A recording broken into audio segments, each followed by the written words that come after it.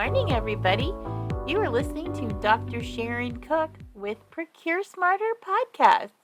We are sponsored by, of all people, Procuresmart. We're an FF&E purchasing agency specializing in hospitality and commercial spaces. Give us a try if you have a renovation or new construction coming up.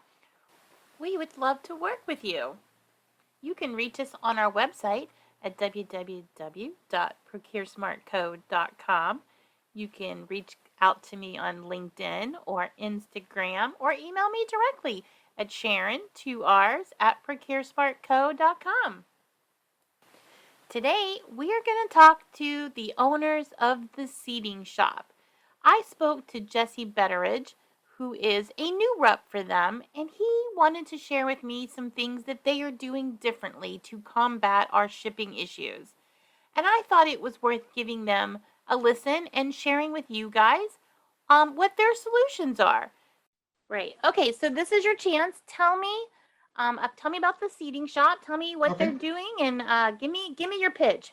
All right, great. No problem at all. So the Seating Shoppe, we're a manufacturer out of New Jersey. We also have a partial ownership in overseas in China of a factory over there as well. So we kind of have a dual prong approach where we can do production here in the United States, and then on larger orders, we can also bring some stuff in from overseas if we have the time and the constraints to do something like that. Our main focus is going to be chairs. It's going to be the event meeting ballroom chairs. It's also going to be in-room seating. It's going to be restaurant chairs. It's going to be the front of the house seating as well.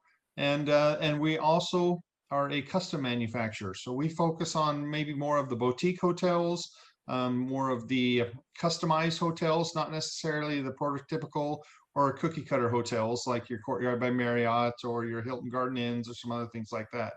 Even though we've done chairs and tables for those people, we mainly focus on custom products and the boutique hotel business. Okay, so let's talk about manufacturing right now. All right. You guys do have a component that is in China. Obviously, everybody's talking freight right now. Yeah. But also, I did a podcast last week talking about the electric problem in China. Okay. Have you guys seen any of that fallout from the scarcity of electricity in the factories?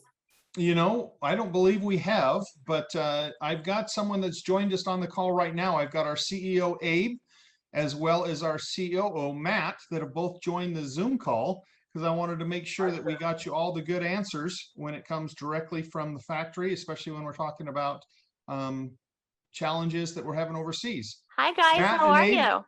Hi, Sharon. Hi, Jesse. How are you? Hi. Abe. Yes, so one of the questions that I heard that you asked that, yes, we have generators in our factory. 8 months ago, when China started closing down factories about power, the first thing we ran out and we went to buy a big generator, so that runs our operation over there. Great. So that's, one of the things that I had just recently learned was that China was experiencing some coal shortages, and one of the things that the New York Times was reporting was that they were actually pulling power away from some of the factories. So yes, so they did that. They closed 2 days a week, 3 days working and 2 days not working. We're working 6 days a week, so we're working on generators 3 days out of the week, and the other 3 days we're working on regular power. Wow. And what about labor shortages? Have you seen any labor shortages? No, we only have labor shortage over here in America. In the U.S.? In the U.S., we have no issue with labor shortage in China. So, all right, that's excellent. This whole thing with what is happening with the cargo containers and the freight, anybody that has a piece of manufacturing in China, I like to just ask and see what you guys are seeing, because you are there all, you know firsthand what's happening. First of all, I used to be there 10 months out of the year. Wow. I used to be 10 times out of the year, 2 weeks out of the month, and there was times I was there 6 weeks. It depends on the busy season that we had. So, it's my second home, but not home. Right. So, that's what we do. So we are pretty equipped over there. We have full staff and working. There's some issues of materials and things like this that things takes longer time. Shipping takes a longer time. It's not under control. We pay a lot more money for containers to try to get in on time, but it gets moved up, pushed off because they keep on closing the ports back and forth. But we try to be on time. Right. And we were actually, we had a scenario recently that we had a big customer that ordered 4 containers of stuff, and all the other suppliers were late. We were good on timing, and they held us up with the stuff over in our warehouse for 4 weeks just to get the bases, the table bases, and some banquettes or whatever they ordered from different places, but we were on time. Wow, that's amazing. Congratulations. That's saying a Thank lot in today's market. Yep. So let me ask you, I guess maybe like 2 months ago, I was working on a project, and what was happening was I was being outbid on the containers. Have you seen that, like a bid war happening for the containers over there? Yes, the containers over there is a huge issue, but the prices that we're giving you is everything included till it gets up to our warehouse. So that won't affect you. It affects us in many different ways because we sometimes the prices that we give, we don't think that it's going to cost us that much, but a customer is always first. We try to make all the customers happy, and we try to guarantee you. We guarantee you 18 weeks. We can be off 2 weeks up, 2 weeks down, but we try to deliver on time. That's what happens. So let me ask, because let me just make sure I understand you right, because this is a very important point. When you quote out a job, you're holding that price, even though your container price has skyrocketed. That is correct. Wow, that's amazing. I don't know many that are doing that right now in the industry. That is always a flow through. So people are quoting you basically on a price for the product, and after this, you have to pay the shipping from China in. Yeah. Some people told us that, but Yeah. our COO didn't want to do that. So we continue staying the way it is. That's amazing, guys. I congratulate you on putting that customer first in this. This will eventually go away, this container issue, but the bonds that you make right now are super critical. And we appreciate that. Hey guys, it's me again. I'm just popping in here to say we were listening to Jesse Betteridge with the Seating Shop, and I thought this would be a good time to replay the episode on the missing China containers. If you work in the freight management industry, I would love to talk to you about what is happening and share with our listeners what is the latest update on the cost of containers and the port in Los Angeles backlog. So reach out to me. We would love to talk to you.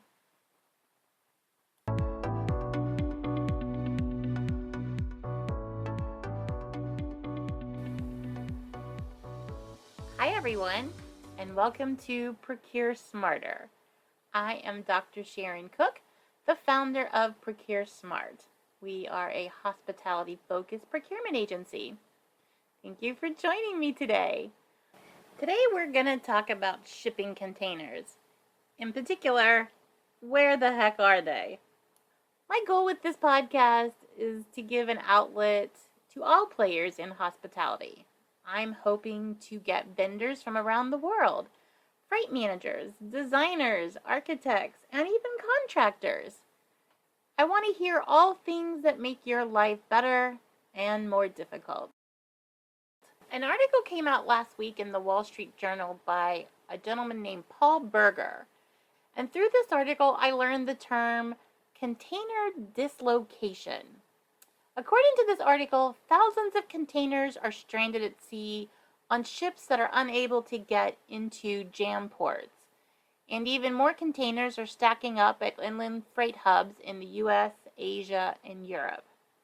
This container dislocation has caused skyrocketing costs, and hospitality has been hit particularly hard. As small hoteliers look to do brand-required renovations, the cost of freight containers can make the project almost impossible. In 2018, the average cost of a container was around $4,500, and I have personally seen unsecured freight containers go to the highest bidder, and the cost was around $15,000 per container. And this is completely unsustainable for small projects. I am in no way an expert in freight management, although I have been doing this for over 22 years, and it has been a while since I've seen something this crazy happen in shipping. I have heard some pretty crazy conspiracy theories about where these shipping containers are at. I had somebody tell me that the Chinese government was hoarding them to drive up the price of freight. I'm not saying I don't think this is a possibility, but I really don't think the Chinese government is hoarding containers. In fact, if what I'm reading is correct, most of the containers are sitting in the US. The only discrepancy that I ran across in my research was about new containers. One article I read says that container factories, mostly in China, are expected to produce 5.4 million 20-foot containers in the next year. However, a second article says that production of new containers is very low, and scrapping of old containers now exceeds building of new ones. Congestion on the rail networks and a shortage of trucks and truck drivers and warehouse personnel is only adding to the backup at the cargo facilities. Congestion and delays have increased the time it takes for a container to get from Beijing to Chicago to more than 70 days, which is up from an average of 30 days 2 years ago. As many factories close temporarily due to COVID, this has caused large numbers of containers to be stopped at the port. However, just as important, in order to stabilize freight costs, carriers have sent out fewer vessels. Not only did this put the brake on imports and exports, but it also meant containers were not being picked up. And North America currently faces a 40% imbalance. For every 100 containers that arrive, only 40 are going back out. What most people want to know is there a solution, and how long is this going to last? Some experts say that the shipping container shortage could last another 2 years, and that manufacturing containers in China are overbooked for the next 12 months. I think now more than ever, it's time to align yourself with a reputable freight manager. There are plenty out there that will do an excellent job. Now listen, I have worked with some freight managers that have not done a great job, and I will not name those, but do your research, get some references. If you are a freight manager, I would love to have you on the show. We could really all benefit from your insight. I would also like to add here that an increase in freight costs is just one of the many supply issues caused by this pandemic. My best advice is to resist blanket statements from vendors suggesting all raw materials are increasing in cost. That's not true. Not all costs are rising, and this is a good time to look at cost reduction opportunities. Could you switch from steel to plastic? Is just an example. This is a great time to get out there and look for vendors who are doing it for less. Now is not the time to be disconnected from your suppliers. Reach out to them and see how they are handling the challenges and get their buy-in to solutions. On the lighter side, here are a few items that are facing supply chain shortages. We all know there was a period of time where toilet paper and Clorox wipes were worth their weight in gold. However, other items have become just as scarce. For example, liquor. Vermont is undergoing a pandemic-related liquor shortage. According to WCAX TV, it is a global issue. And not only is there a worker and shipping issue, there's a shortage of glass. As restaurants and bars reopen, this has become more prevalent. Say it isn't so, but there's a shortage of ketchup. Due to the increase of takeout during the pandemic, Heinz ran out of single-serve ketchup packets. Finally, home workout equipment became hard to find during the past spring and summer as local gyms closed. In particular, kettlebells. All of this has me asking, is it time to think local? I've been asked several times over the last few months to source US or Canadian-based goods. And in theory, this is doable. However, over the last few years, large percentages of our manufacturing have gone overseas for cost reasons. Are we now seeing the value in paying more for a more secure delivery? Manufacturing has indeed moved away from mainland China, but it does not mean that it has returned to the United States. In 1980, the manufacturing employment population was approximately 19 million. And so far, only 12.8 million remain. An argument could be made that the U.S. manufacturing workforce no longer has the skills needed to meet production. I don't really believe that the U.S. manufacturing labor pool no longer has the skills. I do think it's time to encourage our next generation to think about manufacturing and to think about skills that they might consider to be outdated. Okay, listeners, I hope that you have found this podcast interesting and would like to hear more. I would also love to invite you to be on the show. If you would like to share something interesting or new your company is doing, then I would love to talk to you. You can reach out to me on Instagram or LinkedIn, or you can email me at sharon@procuresmartco.com. I have a lot of exciting things coming up that I want to share with you. In particular, I have interviews with Drew Murray with the M Group. And very excitedly, I have an interview with Bruce Ford of Lodging Econometrics. So stay tuned for that. That's it for today. Remember to be patient and kind, and that success is always right outside your comfort zone.